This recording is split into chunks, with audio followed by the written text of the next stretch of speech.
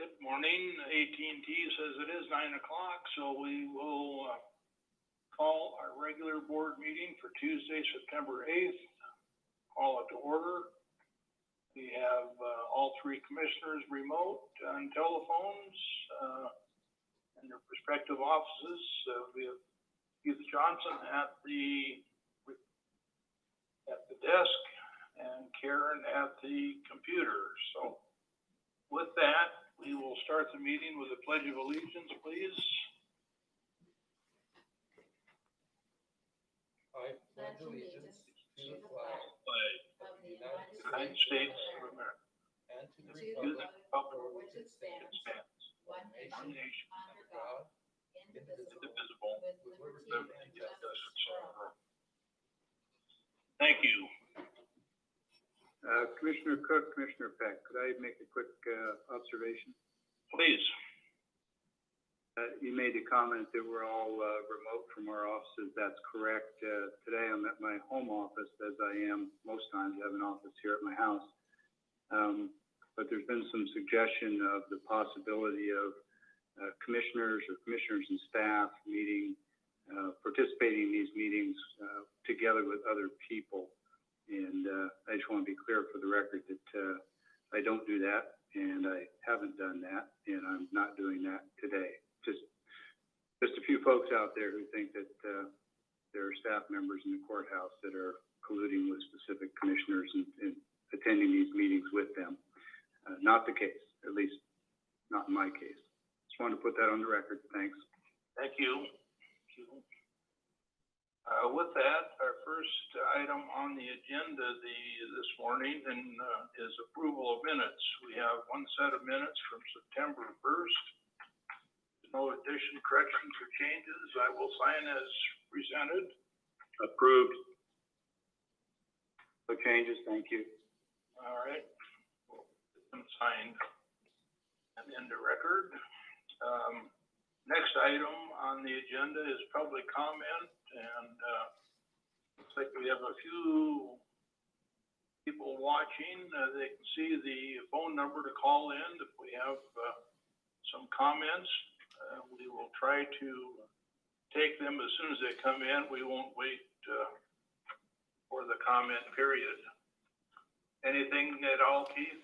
I don't have any callers on the phone, Mr. Chairman, but I do have a written comment that came to us by email that the sender would like to have me read into the record. All right, please. Okay, this comes to us from Steve Bauman as a representative of the Franklin County GOP Precinct Committee officers. Dear Franklin County Commissioners, whereas COVID-19 has not been as severe as originally forecasted, with an overall infection fatality rate similar to other common strains of coronavirus, for which no general population response is undertaken. Whereas the governor has unlawfully rebelled against the Washington State Constitution and used the revised Code of Washington to assert powers not given to the state in the Constitution, but reserved to the people of Washington. Whereas the executive branch has effectively suspended our constitutional republic against the authorities granted in the Washington State Constitution and the United States Constitution, and unilaterally legislates and executes these invalid laws. Whereas the medical coercion to comply with highly debated practices that could have adverse health effects worse than the perceived danger of COVID-19 is contrary to the fundamental principles of personal sovereignty and individual freedom guaranteed by the Washington State Constitution and the United States Constitution. Whereas lives, economy, and health have been needlessly destroyed by unprecedented and draconian lockdown measures. Whereas God-given rights to life, liberty, and the pursuit of happiness have been violated without consent of the governed. Whereas Franklin County has a population of approximately 100,000 people, and as of the afternoon of September 3rd, 2020, only 2 patients with COVID-19 were in our county's only hospital. The Franklin County GOP Precinct Committee officers unanimously reject the fear and hysteria being thrust upon the people of Washington State by the governor and request that our Franklin County Commissioners open Franklin County immediately. Thank you for your consideration. On behalf of the Franklin County GOP PCOs, Steve Bauman, PCO. All right. Thank you. So noted. Anything else, Jeff? No other callers at this time. Okay. And our next item on the agenda is paying the bills. Do we have anything this morning? Yes, Mr. Chairman, we have one fiscal note this morning that requires board action. This is fund expenditures. Move for approval of fund expenditures dated September 8, 2020. Total amount of $1,366,790.02. This has signatures from the auditor's office, so move for approval. I second. Okay. Discussion? All in favor? Aye. Aye. Aye. All right, passed unanimously. Mr. Chairman? Yes. There should have also been a payroll and one additional cash disbursement item. The AP or accounts payable disbursement was for an item that was time sensitive. The vendor by contract was required to be paid by September 5th. And so I consulted with the chairman to issue that warrant to the individual with subsequent approval to take place at this meeting. It's in the amount of $2,080 to Anna B. Armijo, a contract interpreter. And so we do need approval of that item, as well as the payroll that should have been sent to you on Friday. So, Mr. Chairman, I don't have an email that I can see in my files for the payroll, but assuming that you or Commissioner Didier do, I think it would be advisable to have one of you make the motion. All right, there was, it is in the folder that is on my desk for payment. And it is under current expense for $2,080, reviewed by Keith and approved by Tim Anderson and Peter Godami. So I'd move for approval of this.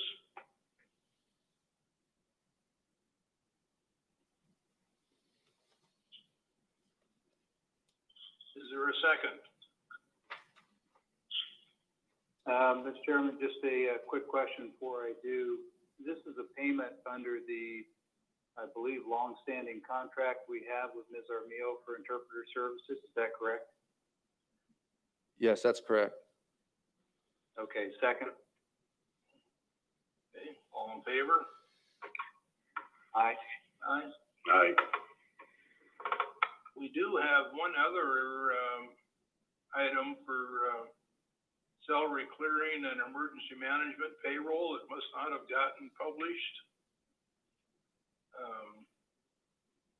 The sum of the salary clearing and emergency management payroll is $975,346.86. And I would move for approval. It is approved. And I can't read the signature naturally, but Rosa Gomez prepared it. Second.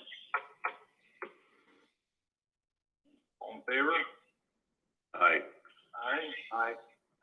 Thank you. Thank you. We'll get those handled then. I'm not sure why that other invoice didn't get out, but that's beside the point at this point. That brings us to a consent agenda 1 through 5 as presented. Mr. Chairman, move for approval of the consent agenda as presented. I second. Okay. Discussion? None, all in favor? Aye. Aye. Aye. And we're right down to you, Keith, if there's nothing on the phone yet. No callers at the moment, so yeah, I'll go ahead and proceed. Just wanted to make sure the board's updated. We've completed, not completed, but we're in the process of completion of the first round of funding. We're getting contracts with each of the grant recipients that were approved in round 1. which was essentially all of them, as with the two exceptions I think of that I'm aware of. They all qualified, and we're getting the contracts in place so that disbursements can occur to those entities. And we've opened up the second round of funding for application. We are working closely with TRIDEC to get those payments out the door. I think I told you last week that we did receive an additional allocation of funds that will be coming, that will amend our contract both with the Department of Commerce and then again with TRIDEC, so that we can maximize the amount of dollars going out into the business community. I also am asking you to consider Resolution 2020-191, which is a supplement to the budget. It just reflects the original allocation that we received from the Department of Commerce through the CARES Act. It's more or less a legal requirement,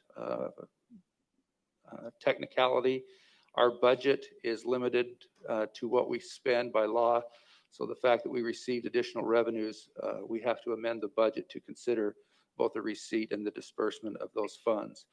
So the resolution is intended to do that.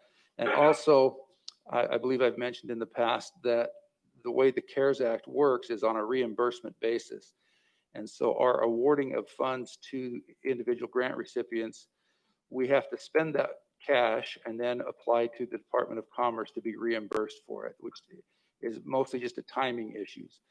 Because the county typically is at its lowest cash reserve right before the October property tax receipts come in, we felt it necessary to authorize a transfer to the current expense fund to be able to allow us to have the cash in place to make sure that these CARES Act funds get out the door quickly and not have to wait for tax receipts to come in to pay that. So that resolution includes a transfer for up to $3 million to make sure that we've got the cash available to spend. Glad to answer any questions that you may have about this resolution. Any questions or concerns?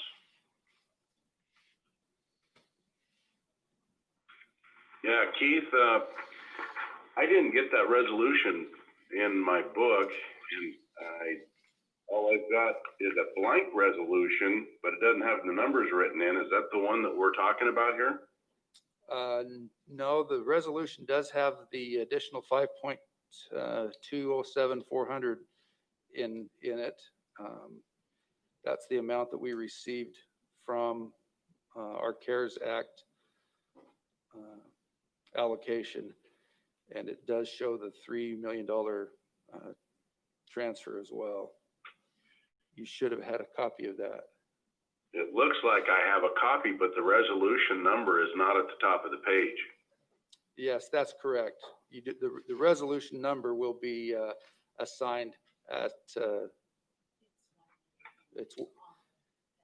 it's on the agenda as resolution 2020-191, but it's not on the copy of the resolution in your book. Okay, and I did receive it. Further comments or questions? Hearing none, all in favor? Aye. Aye. Aye. Commissioner Cook, did we get a motion and a second first on that? We did not. I bet we didn't. Okay, I just want to make sure we try to do it right. I suppose the vote would be acceptable, but you may want to go back and actually do it by motion. It sounded like consensus to me, but for the sake of legalities and budget, Mr. Chairman, move for approval of the supplement to the 2020 current expense budget as presented in the record by the county administrator. And that is listed as resolution 2020-191. Correct. Happy to accept that as part of the formal motion. Thank you. I second. All right, all in favor? Aye. Aye. Thank you, Keith, for catching that. You're welcome. No other callers on the phone at this time. I believe that's all the business we have on the agenda this morning. Gentlemen, anything else for the good of the board this morning?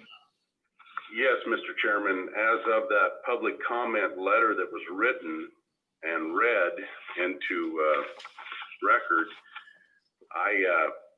I move that Franklin County open to full business as of this day, September 8th, 2020.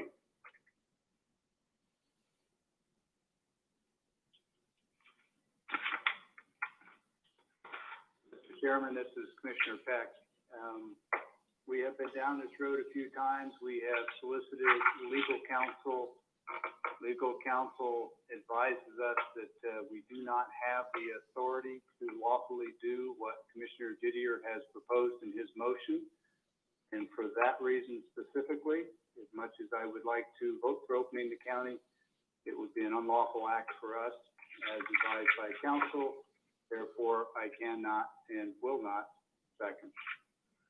Mr. Chairman, let it be known that these failing businesses and depressed individuals rest on the shoulders of yourself and Brad Peck.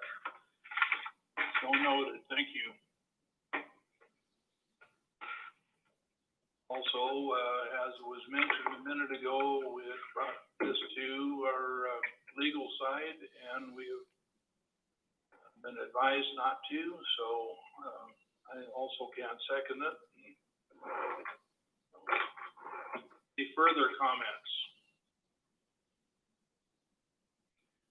Mr. Chairman, just since we're on the topic, I would point out that aside from the fact that we've had multiple legal opinions telling us that we do not have the legal authority to take the requested action, I would point out that if we did take that action and businesses were fined or closed, which of us commissioners would be willing to pay for those fines and closure expenses based on a vote had we agreed to approve the motion, which of course we did not. Point being, one thing to make the motion, and as much as I might agree with the sentiment of it, and I do, it's not lawful, and that would bring harm to the businesses in the form of fines and closures. And I don't know that any of us commissioners personally would be inclined to write those checks or support those businesses when they were fined or closed under law by the state. It's an ugly position to be in, but I think we do a disservice to our constituents when we grossly mislead them by suggesting that we have the authority to take this action, especially when we aren't willing to pay the consequences of such an action if they were to be fined or closed. Thank you. Thank you. Any further comments? Mr. Chairman, I do have one caller. Thank you.